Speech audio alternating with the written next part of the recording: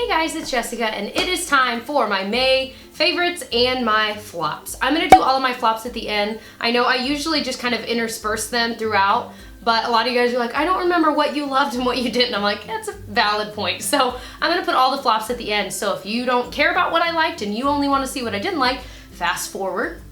If you want to see it all, then let's go ahead and get into it. I have way too many favorites this month, like more than I think I've ever had. This is gonna be a long video, so grab some tea or some sparkling water or some coffee or some popcorn. I'm naming things that I want right now. Like popcorn sounds great. I'm gonna start with the makeup items because I'm sure most of you wanna see that, and then I have tons of other stuff. So one of my favorites is the L'Oreal Lumi Cushion. This I've had for a while. I liked it when I first tried it, but it kind of got shoved to the side as I tried new foundations, new BB creams. But I pulled this back out a few weeks ago and I was like, dang, yo, this is good. It really is good. The only thing that grosses me out is the sponge, and you really do have to use a sponge, but you guys have told me different ways to clean this, so I'm definitely, I need to clean it, obviously. But it's just got that little sponge in there with the stuff in it. You can take it out and flip it if it starts to run out. I've heard that works really well. Mine hasn't run out yet, but what I love about it is I actually don't use it only alone. I usually will use like a BB cream, and then if I see like, oh, there's a lot of like hyperpigmentation showing through, that's when I'll grab this and just press it on really quick before I start putting blush and stuff on.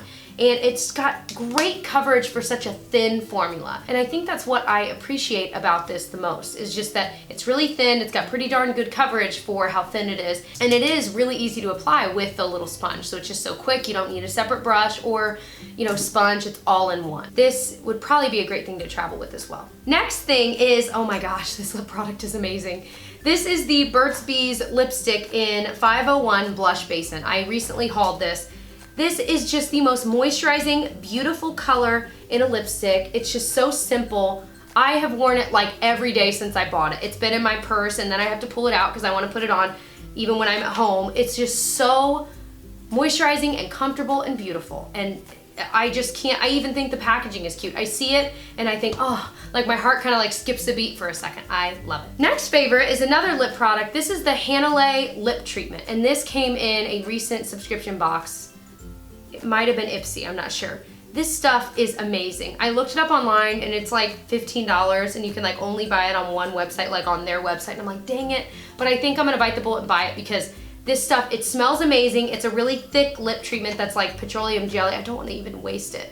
It's just a really thick one. It smells amazing and it just moisturizes my lips like crazy. I love putting this stuff on. I love it. So this is one of those things that I'm like, it's such a random thing that you can't really buy anywhere, but I'm obsessed with it. And I was like, do I want to bring it up because it's so hard to get? But I'm like, no, you guys need to know. So if you got this in your Ipsy bag or whichever it was, definitely try it if you haven't. It's amazing. So this next favorite is a brush, and I don't often have makeup brush favorites, but this one stood out that much that I'm like, I need to tell someone about it.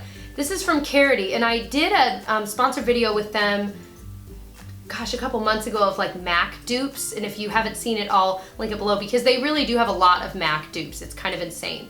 But this brush, and I didn't really talk about the brush as much in that video. This is their E22, and I don't know what it's marketed as, but I use it for eyeliner. It is amazing. I have the MAC eyeliner brush and it's good, but I almost think this is better because it just, my liner glided on so smoothly. I could do the wing really quick with it. It's thin enough and precise enough to, I mean, you can just be so precise with it. And I feel like so many liner brushes are so thick or are so many layers that it ends up messing up. All right, next thing is this IT Cosmetics Your Skin But Better CC Plus Full Coverage Cream. This is in light. I have had this before and I liked it, but it was never in the right shade. I've had it in fair and it was too light. I had it in medium, it was way too dark. Light is perfect. This is something that has SPF of 50, which is amazing. Not for flash photos, but for everyday life. And I finally found the shade Light works the best for me, and it really does have a ridiculous amount of coverage.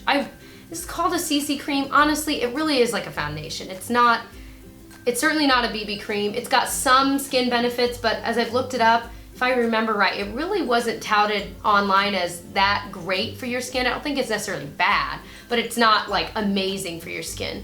But it really does have such amazing coverage and such like, it makes your skin look like it's just alive and beautiful that I'm like, dang, this is actually just like a trial size they recently sent in the mail, but I want to get like a full-size one. Next makeup favorite. This is the Soap & Glory Wonderbronze. This was something they sent with a bunch of stuff, and this one was like the only thing I opened right away because I was like, what? It is so ridiculous, isn't it? I've been wearing this as a blush. Yes, it's a bronzer, but when you truly swirl it all together, it's almost like a peach-toned blush. And so I've used it kind of in this whole region. I didn't use it today. I've used it just in this entire region for like 2 weeks straight. It is so gorgeous and glowy, and it makes your skin look so dewy, and it stays on for such a long time, and the packaging is cute too, so it's all a win. Some more favorites. This is the Cerave Hydrating Cleanser. This is my like drugstore holy grail cleanser for my face. I had a lot of dry skin right here recently, and I'm like, maybe it was allergies like blowing my nose and my eyes itching. It's finally cleared up once I switched to this. I think the cleanser I was using at the time, which was like, I think it was alginist or something, but it did not mesh well with my skin. I ended up giving it away. But this one is just so hydrating. It feels crazy when you use it because I can't describe the feel. If you've ever used it, you probably know what I mean. This is amazing. It lasts me quite a while, and I use it every single night, and it just doesn't dry my skin out, but it really does clean it, and I love that about this. And my skin totally was moisturized again after about a week of using this, so I was very thankful for that. And this is one that when I run out of my Polish Choice and I haven't ordered more, this is always what I go for. Speaking of skin, this is from Aveeno. I'm actually doing something on Instagram with them very soon. I'm waiting to hear back from them, but this was actually a product I'm doing it on because I'm obsessed with it. And they don't know I'm doing this video. This is not sponsored. I mean, they have no idea I'm talking about it. This has this nourishing coconut smell that's like, definitely coconut. Like you can definitely say, oh, that smells amazing. But it's so light that it just, you never get tired of it. Does that make sense? I feel like there are some coconut smells that I get tired of really quick. And it's one of my favorite scents. This one's so light that I'm almost done with it. And every time I use it, I'm like, man, like this smells so amazing. I love getting in my loofah. It's like this amazing experience. I also use it for bubble bath because it's the most amazing, soft bubble bath.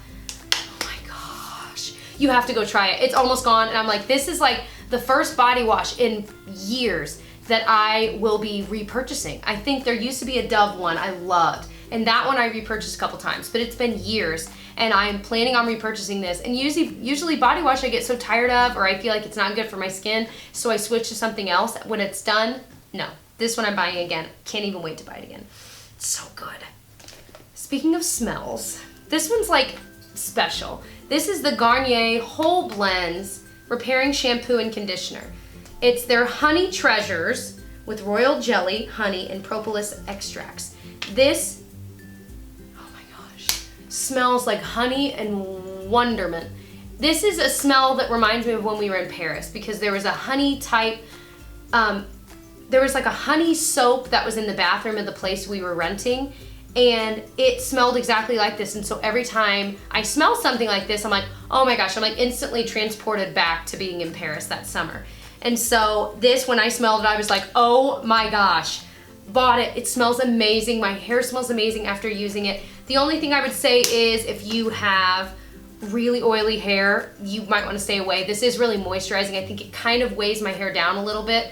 Or at least, I wouldn't say it necessarily weighs it down, but I feel like it really is super moisturizing, so you don't want to necessarily get the conditioner all near your scalp if you are prone to oily hair. Now let's talk about the duds.